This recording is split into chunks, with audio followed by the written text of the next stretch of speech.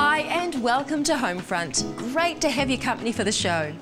First up tonight, a Japanese-inspired house built on a tight budget is the perfect home for one.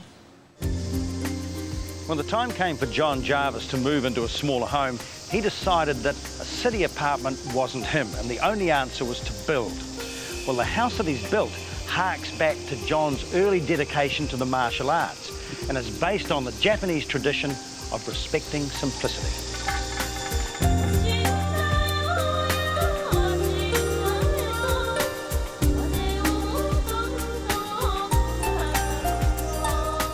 Did it take you long to find the site you wanted, John? It did. I was lucky because this wasn't on the market, so we had to negotiate with the owner directly. So you were specifically looking for something with bush on it? Yes, I wanted trees. I guess ever since I was a little boy, I liked tree huts, so that was one of the things I was after. And you had a specific kind of house in mind to go in amongst the trees? No, I didn't. So in the end, I just left it to the architect, and I was pleased with what he came up with.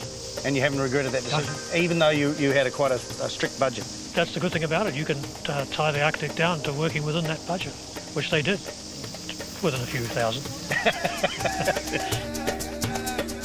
And with John project managing the whole process, the house was completed for just $100,000, and they only had to remove one tree from the entire site.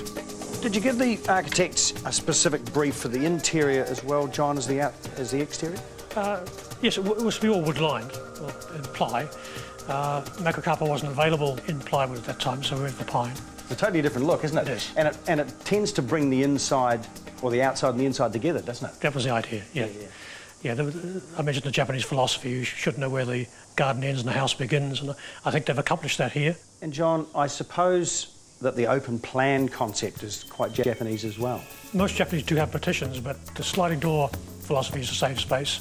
And let's face it, there's only 70 square metres downstairs, so we need every space we can get.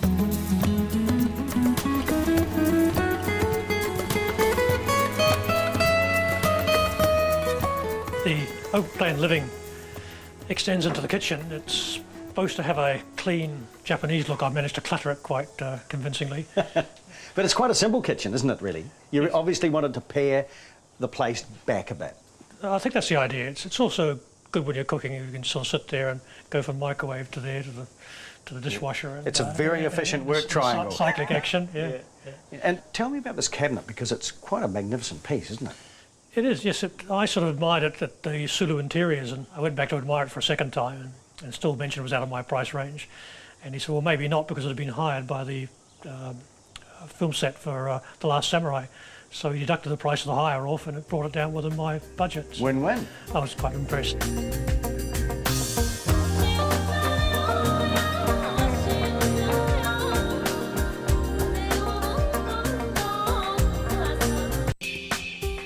And this is the open plan bathroom. Well, it is a one-person house, isn't it? It's a bloke's house. Yeah. I mean, you've got absolutely no doors, no curtains, no screens. And no privacy. And the grandkids love to spend time in the house that John has nicknamed the Forest Box.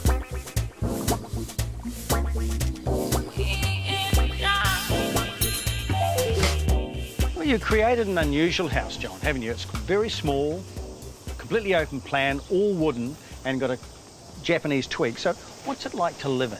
That's the bottom line, isn't it? Yeah. I guess the best way to answer that is to say that the flat I lived in previously, I was always looking for excuses to go out. Here, I can't wait to get home. Is that good? Is that good?